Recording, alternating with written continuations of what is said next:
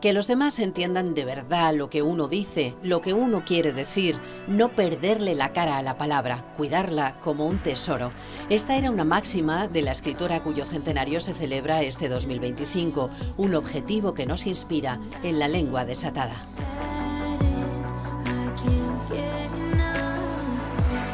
Los cuentos bonitos siempre hacen perder la noción del tiempo y gracias a ellos nos salvamos del agobio de lo práctico, decía Carmiña.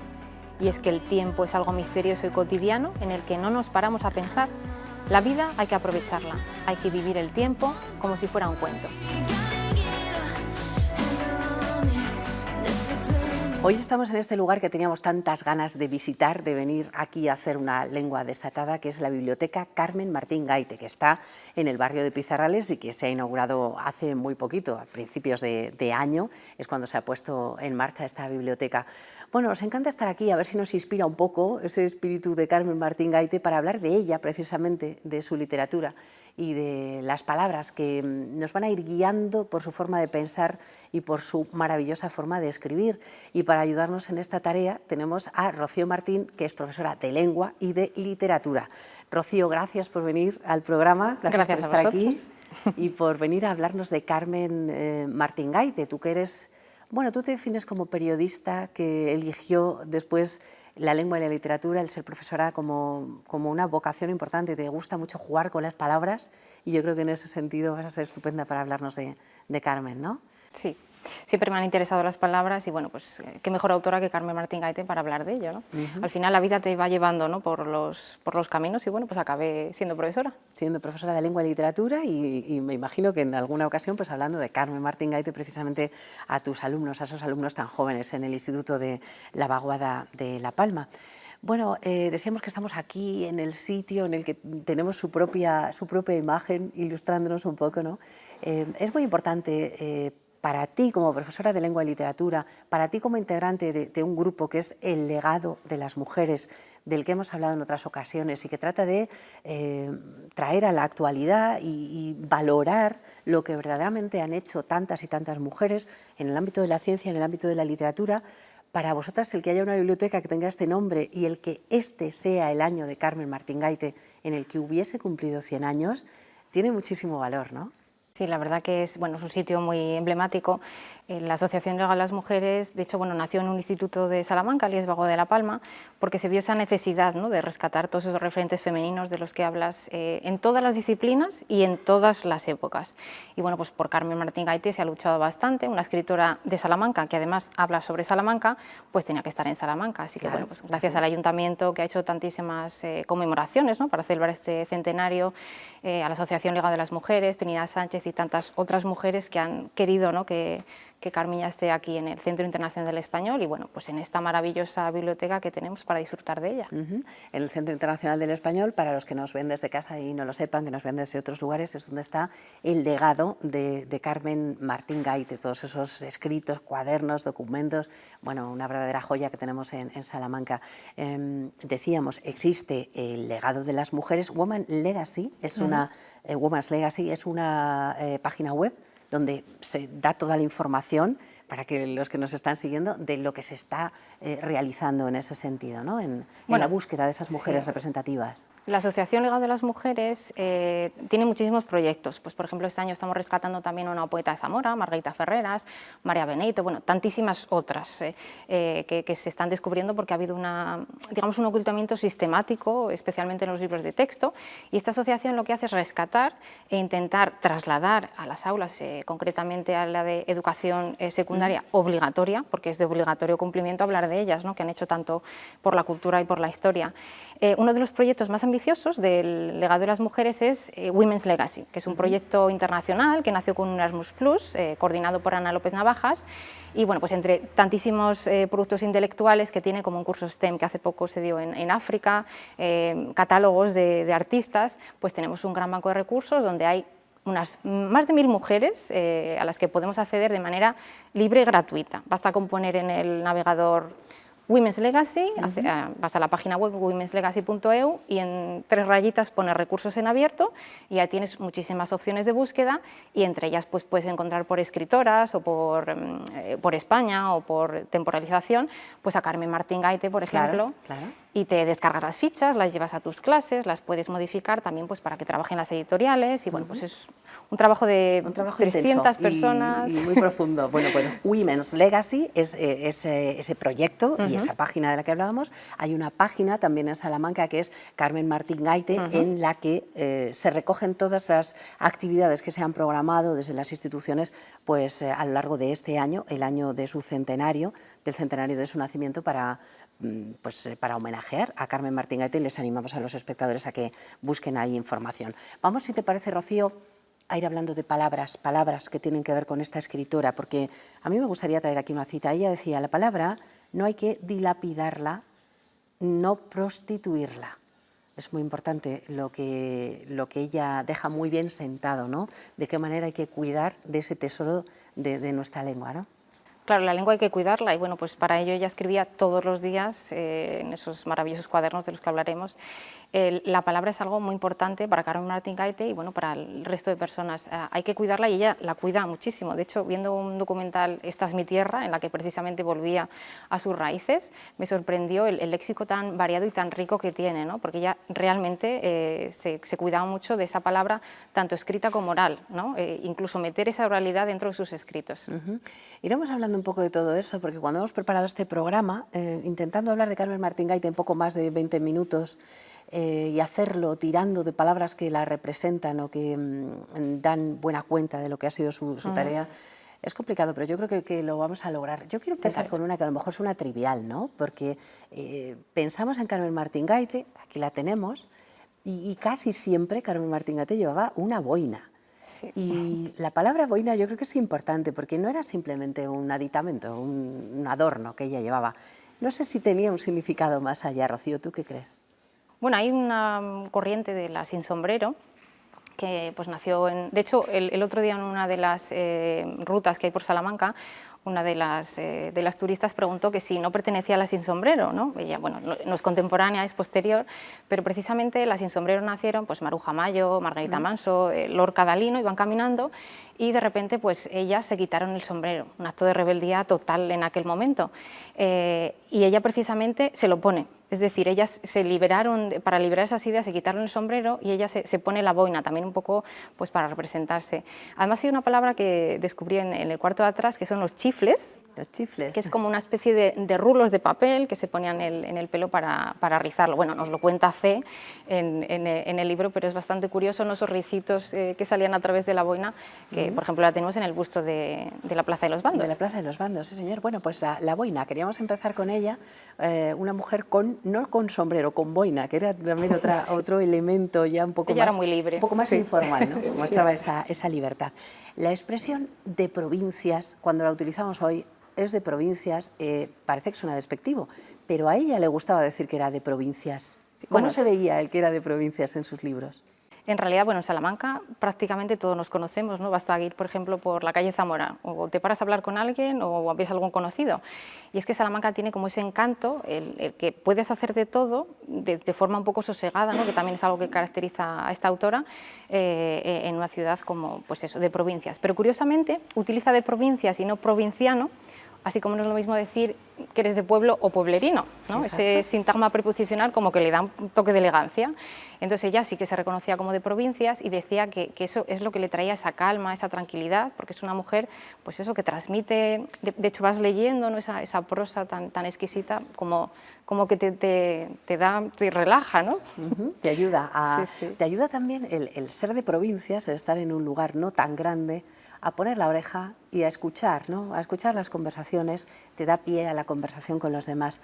La palabra conversación es imprescindible para comprender toda la dimensión de cómo Carmen Martín Gaite va captando lo que después escribe en sus novelas. Sí, de hecho, bueno, en una de sus entrevistas una señora la reconoció en un autobús, ya cuando era bastante famosa, y le sorprendió a la señora verla en un autobús y dijo, ¿cómo se cree usted que escribo lo que escribo si no me montara en autobús, ¿no? Me recuerda también un poquito a Larra, ese romántico que se metía en los cafés, ponía la oreja, escuchaba, escribía sus artículos de costumbres y bueno, pues Carmen vivía en la calle, a pesar de que le gustaba mucho esa soledad de su casa, pero salía mucho, escuchaba, veía atentamente porque era una observadora nata y eso pues se refleja muy bien en sus novelas. Así es. Bueno, la palabra retahíla está un poco relacionada con esto de la conversación, ¿no? Y de hablar mucho. La palabra retahíla es muy bonita en sí misma, ¿no? Sí.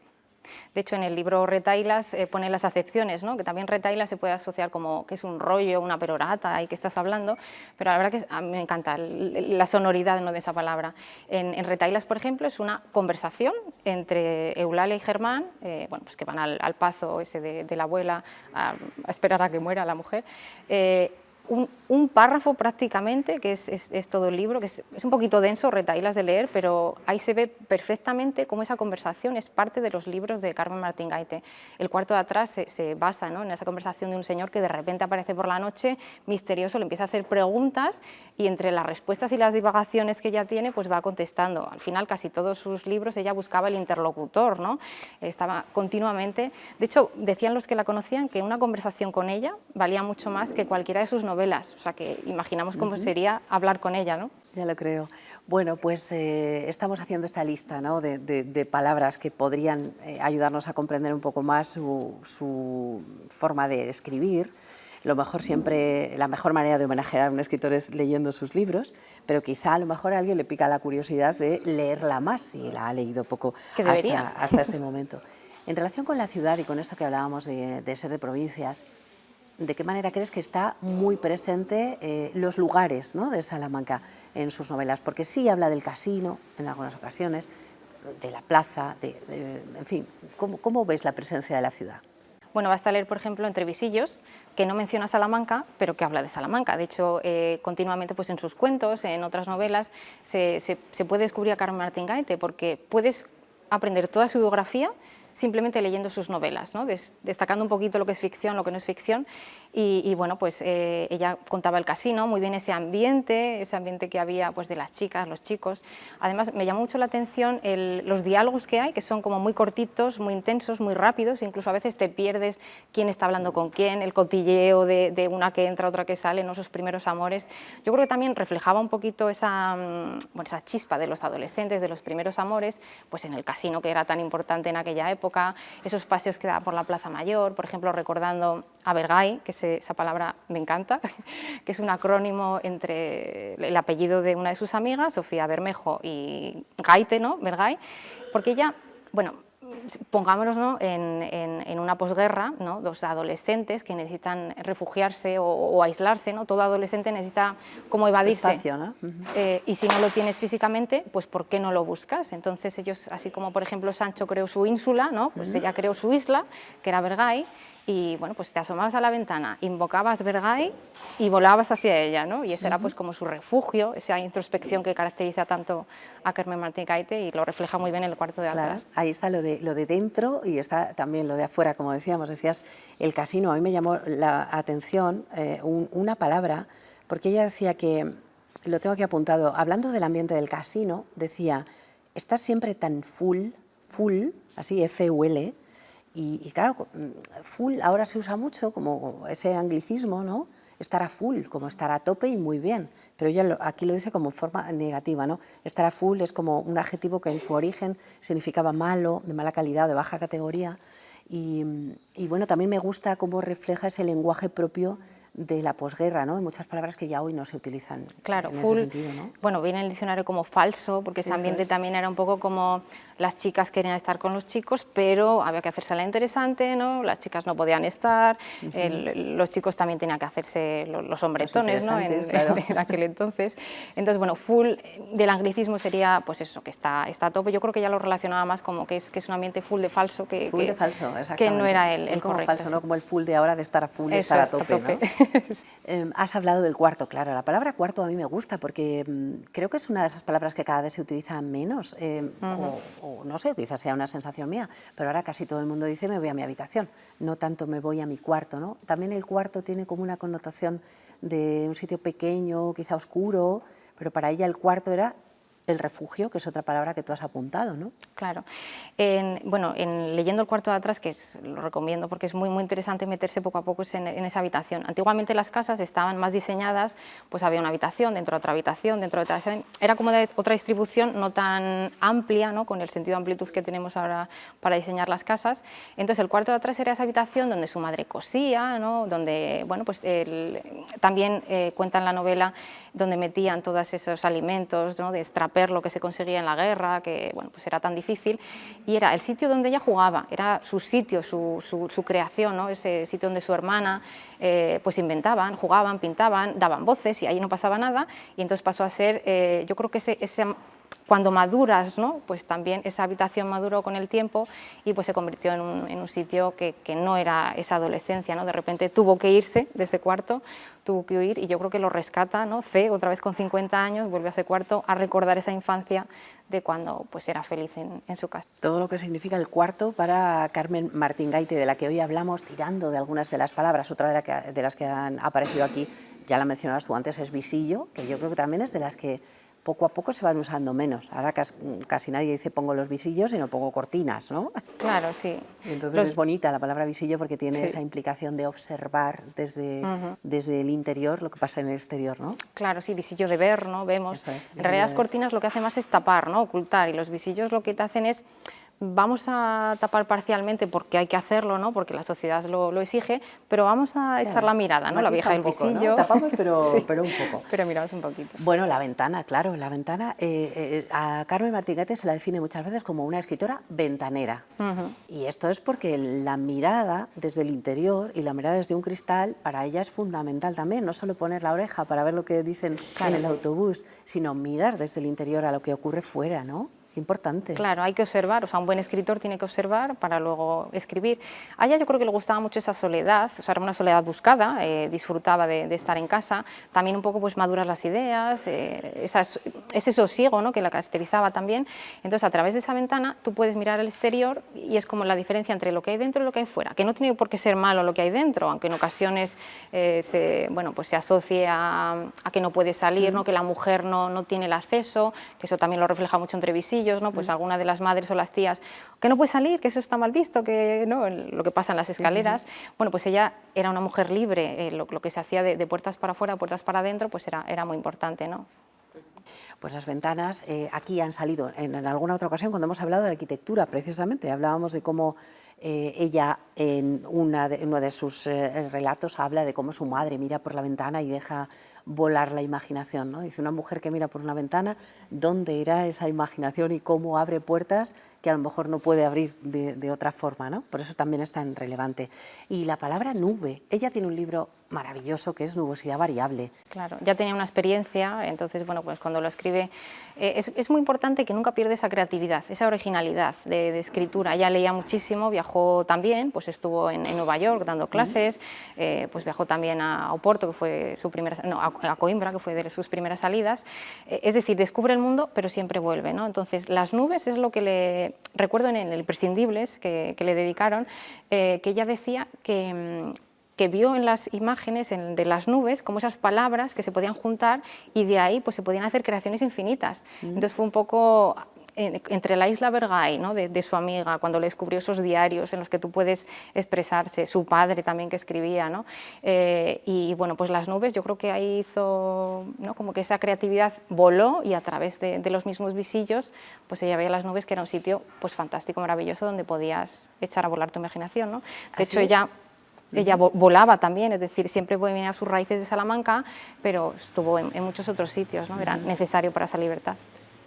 La mente de Carmen Martín Gaite era tan rica y ponía atención en tantas cosas que después también es difícil de catalogar en muchos sentidos, y escribió novelas y se metió en todos los géneros.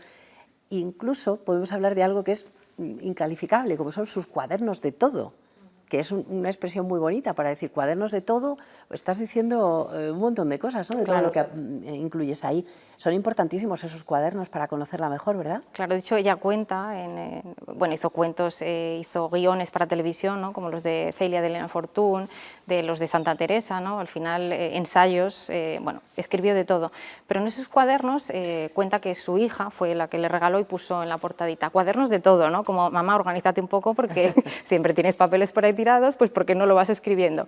Y entonces se rescata, sobre todo muchos de sus cuentos, esas ideas que tenía pues para hacer novelas o novelas que se quedaban inacabadas o pequeños cuentos que luego transformaba. Bueno, es muy importante eso, que tú tengas como un sitio, ¿no? Una agenda donde puedas ir escribiendo, y esos cuadernos de todo yo creo que también le vinculaban a su hija. De hecho hay un cuento, el otoño de, bueno, el nombre es un sitio estadounidense donde ella trabajó, y contaba que llegó más sola que nunca a esa casa, que es donde, bueno, donde nació un poquito la idea de Caperucita Manhattan, y estaba escribiendo con la pluma de su padre en el cuaderno de su hija. Entonces era un poco ese vínculo entre las dos personas, ¿no? Claro, pero ¿no? dices eso después de morir su hija. Estaba escribiendo claro, en ese cuaderno de todo, con la pluma de su padre recordando a su hija. En el cuaderno que le había regalado su hija, la verdad que es muy tierno.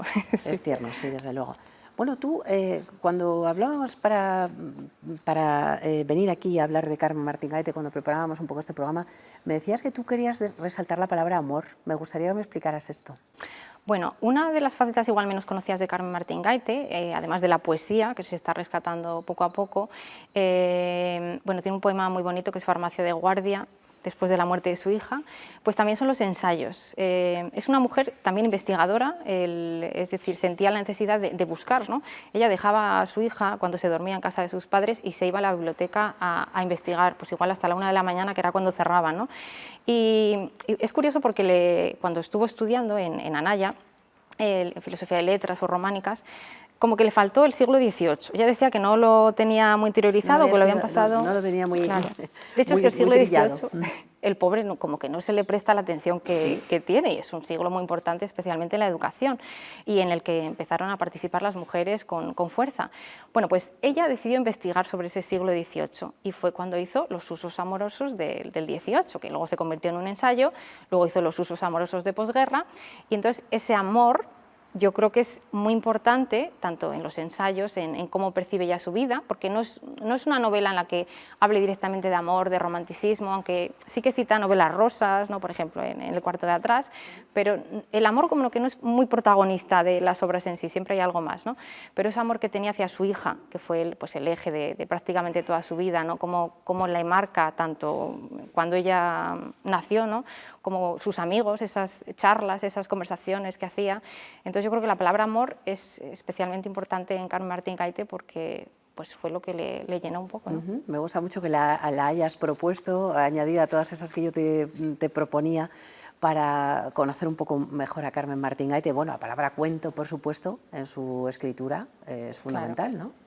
Sí, bueno, decíamos al principio los cuentos, ¿no? Que te dejan viajar, en realidad te olvidas de la vida cuando estás leyendo un buen cuento, que ella decía que es muy complicado hacer un buen cuento porque tienes que condensar mucho en muy poco. Ella, pues bueno, ha rescatado a José Teruel todos los cuentos que ella escribió, muchos más de los que ella seleccionó en vida, que son unos cuentos no para pequeños, ahora lo estamos trabajando en cuarto de la ESO, por ejemplo, esos cuentos, pero son como partes de su vida, algunos son autobiográficos, otros son, bueno, hay una mezcla de todo, pero esos cuentos yo creo que le permitieron, o sea, la literatura en general le permitió seguir viviendo a pesar de todo, ¿no? Se le murió un niño con 7 meses, se le murió una hija pues en las circunstancias bastante traumáticas. Sí, en esa época en la que tantos jóvenes murieron a causa de la droga, ¿no? En España. Estuvo casada, luego se divorció. Bueno, la verdad es que tuvo una vida pues llena de todo. Y la literatura, y especialmente yo creo que los cuentos, ella también tradujo algunos cuentos, pues sí que le permitieron seguir viviendo para algo, ¿no? Bueno, vamos a escribir para la literatura y vamos a seguir luchando gracias a estos cuentos. Y, por supuesto, Caperucita en Manhattan, ¿no? Claro, por supuesto, Caperucita en Manhattan, que antes creo que también la mencionaste. Sí. Bueno, pues llegamos casi al final del programa, Rocío. Daría para muchos programas hablar de Carmen Martín Gaite. A mí me costaba un poquito el acercamiento a ella, porque dices, bueno, en 20 y pocos minutos hablar de esta ¿Por mujer dónde te metes, no? tremenda, ¿no? Me parecía que era como muy poco homenaje, pero queremos que lo sea también así en nuestra modestia de la lengua desatada, esta aportación. Rocío, ¿un libro que me recomiendes? Supongo que habrás elegido algo de Carmen Martín Gaite, o no, ahora me dirás. Sí. A ver qué nos traes. Bueno, mi adolescencia y mi infancia estuvieron marcadas por dos libros, ¿no? En primer lugar, Momo, que era esa niña de color que ponía un puntito en el mundo de los hombres grises, y El Principito, que me dio esa nueva visión del mundo. Pero como profesora de lengua y literatura voy a destacar El cuarto de atrás. El cuarto de atrás, además de su exquisita narrativa, porque muchas veces te pones a leer un libro y como que intuyes lo que va a pasar, pero con El cuarto de atrás no te puedes perder un solo párrafo porque te pierdes esencia. Es decir, es en base a una conversación que decíamos antes. De repente un hombre extraño, de negro, viene, aparece y te hace unas preguntas, ¿no? Y ella divagas, vuelves otra vez, es como muy misterioso, porque en realidad tiene ahí un halo de misterio. Bueno, a los 50 años de edad vuelve para atrás, cuenta toda su vida, y especialmente me gustó mucho el final, ¿no? Es como una especie de Alicia en el País de las Maravillas, por eso de la pastilla. De repente el Quijote que despierta de la ensoñación y Carmiña recordando a su hija. La verdad que me pareció una mezcla maravillosa. Bueno, pues El cuarto de atrás es la recomendación que nos trae Rocío, y vamos a ver una palabra que ya te he pedido que traigas pensada, que quieras triturar. A ver, una palabra, decirle a una profesora de literatura, triturar una palabra, que ya sabemos que esto todas nos hacen falta, siempre lo digo, pero una que no te guste nada, a ver. Bueno, en general las palabras baúl no me gustan, como cosa. De hecho, valen para todo, ¿no? Eso, es que estas que puedes utilizarla de muchas otras maneras, pues ¿por qué no utilizas esas otras maneras, ¿no? Con la riqueza de vocabulario que tenemos, cosa me parece como muy sosa la palabra. Entonces siempre que estoy en las redacciones la suelo poner, utiliza otra. Claro, esta no me gusta. Otra. ¿Qué cosa no nos gusta? Palabra baúl, que vale para todo. ¿Y la palabra chula para nuestra caja?